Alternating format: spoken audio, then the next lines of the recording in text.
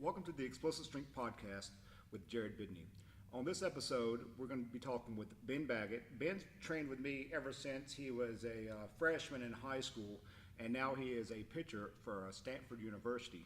And we're just going to talk to him about his training process and how strength has helped him. So here we go with Ben Baggett. What's up, Jared? All right, Ben, how has strength helped you in your sport? I think strength is kind of the foundation of everything that I do. I think that a lot of people don't think of baseball as a strength sport. They think of more like football or track or everything. But strength is the foundation of anything explosive, powerful, really anything athletic-wise. And I think that I was really able to start seeing those jumps in my raw ability when I started getting strong and I started getting explosive. I started to throw harder. I started to hit the ball farther. I became a lot faster.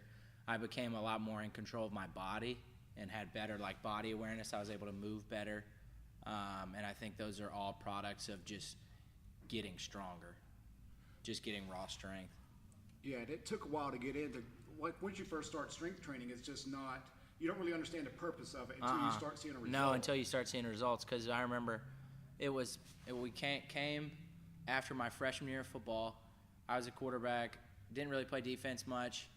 Then I came in here and bought in and did everything for 6 months up until the next fall. And as a sophomore, I'm only playing quarterback. They wanted to put me in at safety and started safety as a sophomore. And the way that I would move in 7-on-7 without pads just before the season and in August and stuff was like everyone was saying stuff, and it was really noticeable. And that's when I started to realize that it transferred, it transferred, and it made the difference, that me getting stronger was the reason that I was much more athletic. I moved better, I moved faster, I moved quicker, I jumped higher. I was way more in control of my body, moving around on the field, and I think that was all a product of coming in here and just kind of getting after it for an extended period of time and committing. Yeah, and when you're working and you're trying to get those results, you think you're getting them, but when other people notice that you're getting them, that becomes your identity. Mm-hmm. That's kind of what you want to uphold. Yeah. They noticed I got better, so I want to continue. So then you want to continue to get better, and I think you get the ball rolling, and it's hard to start at first, and it's easy to see little jumps in your numbers when you're measuring stuff monthly, every 2 months or something. But when people start to notice that you look stronger, that you move better, that you're more explosive, you're faster, numbers don't lie. So the numbers are telling you this, but when you add on the fact that other people are noticing, it just makes you want to push even farther because you know that it's kind of working. Yeah, and we also measure numbers at the end of each month at Explosive Mechanics. I don't have your folder in front of me, so could you tell us where you kind of started from as far as your 40? Yeah, so I remember I came in as a freshman. No, not really any weight training experience, getting under a bar at all. I remember I came in with a 22-inch vertical as a freshman and a 5'6", 40, I think. And I can't remember the specific jumps, but I could tell you that after consistently getting after it for 2 years, from the end of my freshman year to my entire sophomore year to most of my junior year, I was jumping. I jumped a 37-inch vertical at a Stanford combine. I was down to a 4.7 laser 40, and fastball velocity-wise, I went from touching 80 as a freshman to touching 93 as a junior, and all of that was just a product of what we did here. That was the foundation for everything. Do you think Stanford noticed your numbers? Oh yeah, because when we had the other kid who used to come in here with us, Duke Kinnaman, who went to Stanford, we went to the Stanford baseball camp, and first day they have a combine type of deal where you run the 60, they jumped, you threw the medicine ball, and we were 1-2 in all of the numbers combined, jumping. I think Duke might have jumped to 38. I jumped like a 37. Moving pretty well in the 60-yard dash, threw the medicine ball farther than anybody else, and that's pretty evident that if you have two guys that have run the same routine, the same strength stuff, have been doing it for 2 years, and then they both go out there and have the best numbers and actually get noticed, pure independent of baseball. We hadn't even started the baseball portion, but just off those numbers, that kind of speaks for itself, or the results speak for themselves. And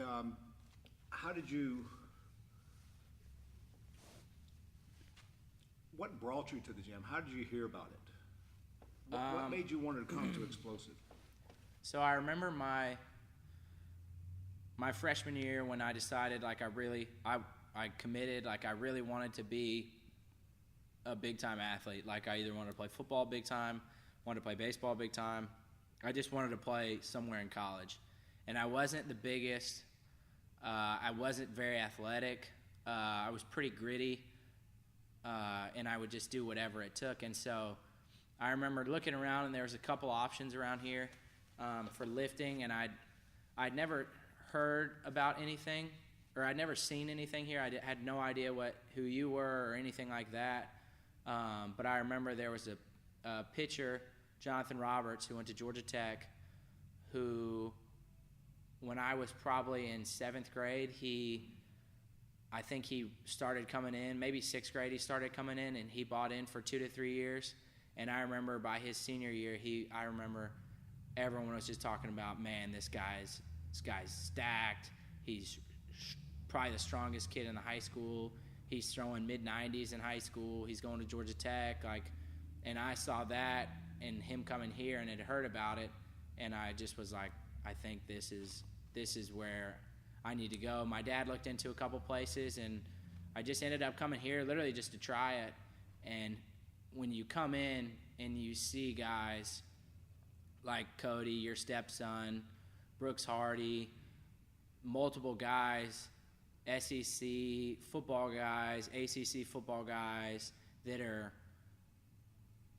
strong. They're not like, they weren't jacked, they weren't bodybuilder looking, but they were really athletic looking, and they were squatting the house. They were jumping 40-inch verticals junior and senior years of high school, and they were just getting after it, and I just figured I'd try it and see what happens, and if it worked for them, maybe it would work for me, and it ended up paying off really well.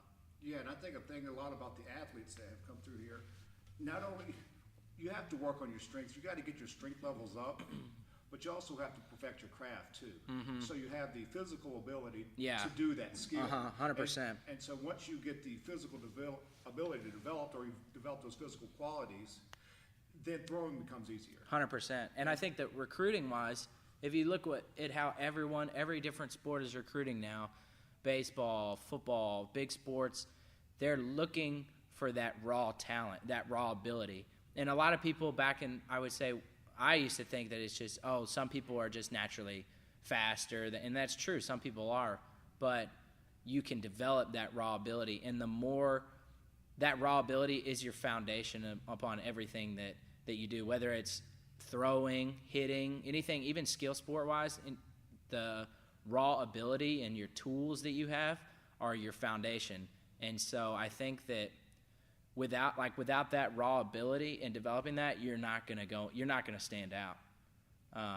Whether that's running, jumping on the field, the first thing they're gonna look at is your numbers, realistically. And you might be the best and nastiest football player and linebacker in the world, but if you're running a 5 40 in a combine, they're not going to give you one look. It's all about that raw ability, and then it's up to you to put the time in to really develop that skill. Yeah, because a lot of people think you you jump what you jump or you run what you run. You can't really improve that. Right. Well, we've seen kids, and you've seen kids, because this past year you've even started helping me out at the gym. And so you kind of get to see the inner workings of some of the kids. Like we had a kid last month that was getting beat by this other kid 2 to 3 tenths of a second. Now the slower kid actually passed the faster kid because the faster kid was more consistent. Right. So you can really get what you want if you put the time and the consistency. 100%. Yeah, it's all that. It's the consistency. It's the you commit to the process and you give it all that you got, because you can't just think that because you signed up you're going to get better. You can't just think because you come in you're going to get better. You have to come in with the mindset of I'm going to give this next hour and I'm just going to bust it. I remember Mike Muska was in here. It was probably the middle of my sophomore year, and I think we were stalled on the 40, and he's a funny guy, joked around a lot, but he said something really serious, and I think that was like the big turning point. And he said, when I was pouting and whining about my 40 not going down, not like it really mattered that much in baseball. I was a pitcher, but I wasn't seeing the results that I wanted. And he said, man, when is the last time you really got in here and sweated and worked? And not like sweating is equivalent to hard work in building strength. Like plenty of times I've come in here and not sweat but actually gotten after it. But it was really hot. It was the summer, so I think that's why he was talking about it. But when was the last time I got in there and really tried to push, trained like a savage, like just got after it? And that's the biggest key, is if you can consistently come in and train like an animal for an hour and bust it, and you do that on a consistent basis, if you do that for a year, you are gonna be a freak. Yeah, and at the gym we also allow that atmosphere. I don't regulate what's played on the stereo or whatever. Like if you're squatting, you put on what you want to put on, and you need to get after it. You need to get after it. Yeah, 100%. And so with the people surrounding you trying with the same goal, it really helps you to get those numbers up. Oh, yeah. Well, the culture is huge. Culture is one of the biggest things. I think that if you had to choose between the best program in the world, like an A-rated program, and a bad culture, or you just chose even a below-average program, but you got after it as hard as possible and you were surrounded by guys getting after it, I think that guy getting after it and that culture is going to be a lot better. Like you're not gonna go to a gym full of 800-pound squatters and squat 405 and just squat it. Yeah, your body is gonna figure out a way, and you're gonna push, and you're gonna get there. Yeah, because no one wants to be the leader. Exactly. What is something that you've learned in the past year that you think's helped you the most? I think the biggest thing that is finally clicked with me is understanding of purpose behind everything. Everything needs to have a purpose. You can't just go into a gym with no idea what you really want to get out of it or what you want to do. You got to have purpose behind it. If my goal is to play in the big leagues, which it is, then everything I do needs to be driven by that. It needs to have that purpose behind it. So why would I be out running miles? Why would I go out and run 3 miles or something? Why would I come in here and, I don't know, like, you know what I'm saying? Everything needs to be driven by that purpose. If you want to get faster, then everything that you need to think about with your program and with your plan is driven by that purpose. Everything needs to have a purpose, and you need to be consistent on that purpose. You can't be bouncing around like, I want to, like when I came in senior year, I'd already committed, I'd already signed, and I was probably 210 pounds. I was big and thick. It was probably like 18% body fat at the time, but I was healthy all the time. I was throwing hard. I was pitching well, and I think I got away from that purpose, and I just wanted to get really cut up and really lean. Didn't care about strength levels. Lost all that idea of purpose, and by the time the season rolled around, I was weaker. I was 40 pounds lighter, and I was really lean, but my velocity was down. My energy levels were horrible. I was barely able to eat anything. I ended up getting hurt And I think it's all due to that forgetting about the purpose and not having that driving force behind it. You know what I'm saying? Oh, yeah. So if nowadays I think it's a combination. You see it, the kids are a little different. Mm-hmm. Yeah, a different level kid is coming in. Yeah, and so, but you still do have that young crowd that wants to get better. Mm-hmm. And you've seen some kids. We have some kids that are not very athletic. You know, like when Brooks Hardy used to come years ago, not very athletic. Really couldn't jump over a pencil. No. But then he leaves jumping 9+ in the broad jump, 40 inches in 40-inch vertical. If you take care of a consistent kid, you can really get unbelievable results. Oh yeah. And sometimes, I don't know if the parents are getting lazy or not, but they don't want to bring the kids. I know. Years ago, kids would come in here and start crying, and their parents would say, "No, you're going back in there, and you're going to get this done." Yeah. And to where nowadays you just have more of a softer generation. Right. You know? I think, I agree with that. It's all about that consistency. It doesn't matter if you're starting out with a 40 grade raw ability and someone else has got an 80 grade raw ability, then you know what? Honestly, life's not fair. It's going to take you a lot more at 40 than it's going to take the kid at 80. But if you're consistent and you push it, you'll get there. It's all about, it takes what it takes. It's not going to take the same amount for different athletes. Some people are more athletic than others. Like some people have more fast twitch muscle fibers, all that stuff. Some people are bigger. It's just, it takes what it takes, and it takes consistency. Yeah, and I think consistency overrides anything. 100%. Even if the intensity's not high, the consistency over time. Consistency over time is going to win, I think.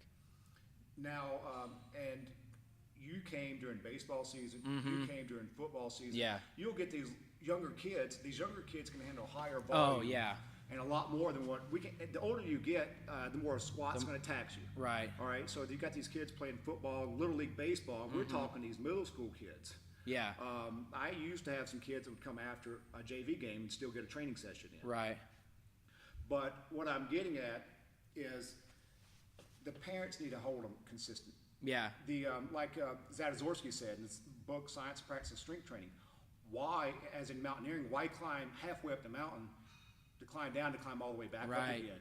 And so when these people are not consistent, there was a kid, his 40-yard dash did not change. He left and came, so he left for a year and he came back. His 40-yard dash was the exact same as it was when he left.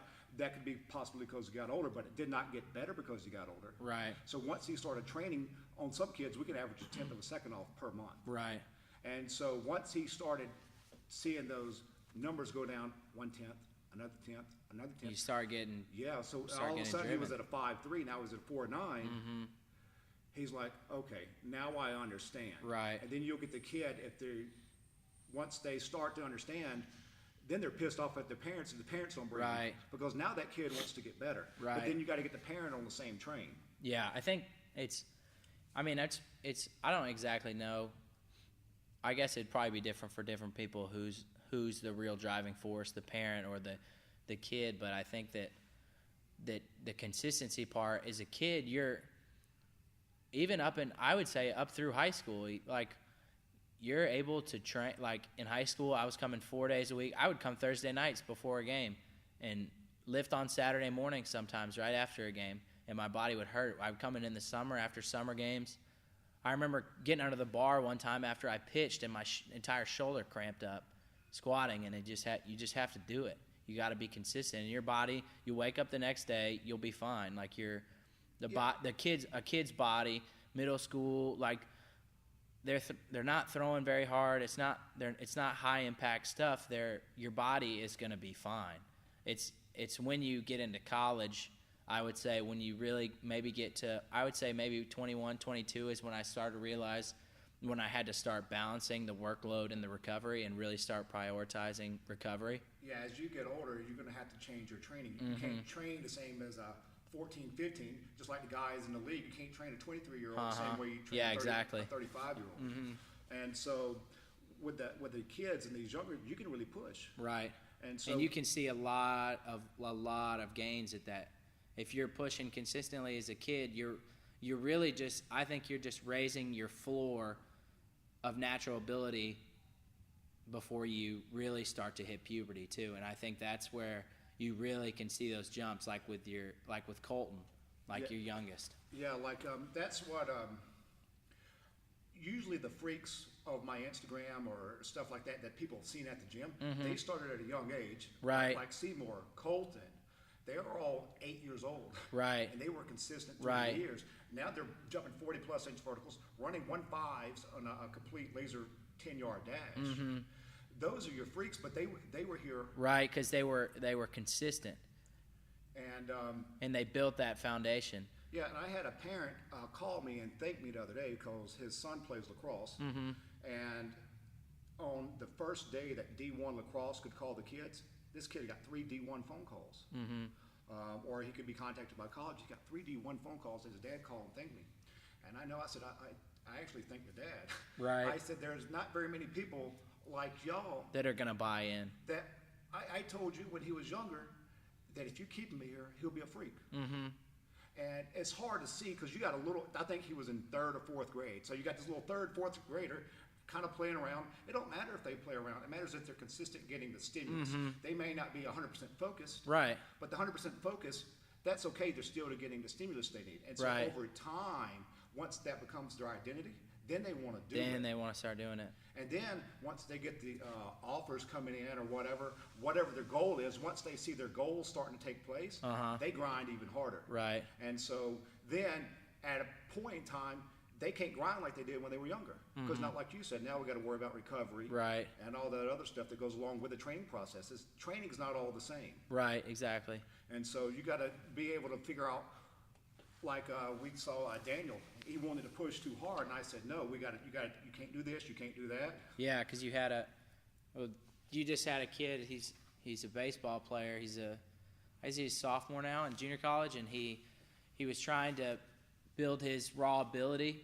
He was trying to increase his fastball velocity. So you're talking about high intensity throwing, along with him trying to push his deadlift as high as possible, along with trying to push his squat as high as possible. There's your body is like a gas tank, and you only have so much gas in it for training. And so you're squatting heavy, that's taking a lot of gas out of there. You're burning a lot of it. You take deadlift, you're burning a lot. If you use up all that gas and you want to do more at high intensities, you're going to break. And we saw that with him. And I think that he didn't have the idea. He didn't understand that you have a training economy. You only have so much. With me, with my elbow, I'm not able to throw right. Well, I just started being able to throw, and so I was able to maybe push a lot heavier and higher in one thing in the squat than other people were, because that's really all I was doing, and we were able to kind of get after that. And now that I'm kind of throwing a little bit more and we burned all that, we're having to step off the gas a little bit and worry about other things. Yeah, and we tried to warn him not to push too hard, but at the same time I let him.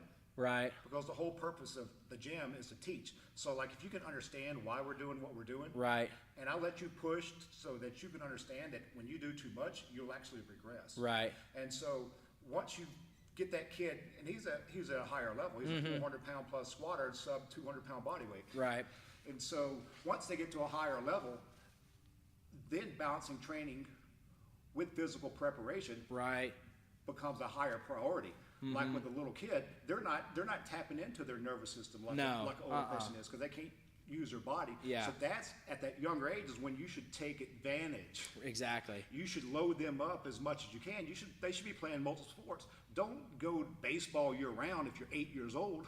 Yeah. You need to develop hand-eye coordination from playing basketball and baseball, maybe soccer. Yeah. You pick out specific sports skills from those sports. Yeah. And as you get older, you can then specialize and you take qualities from each one of those sports. Yeah, exactly. You're moving in different patterns. You're doing different motions, different stimulus, different sports, and I think that all of those will ultimately transfer to your base athleticism and your foundation. And they also need to take time to train, because you got sporting skill, but like I said earlier, you got the physical ability. The physical ability.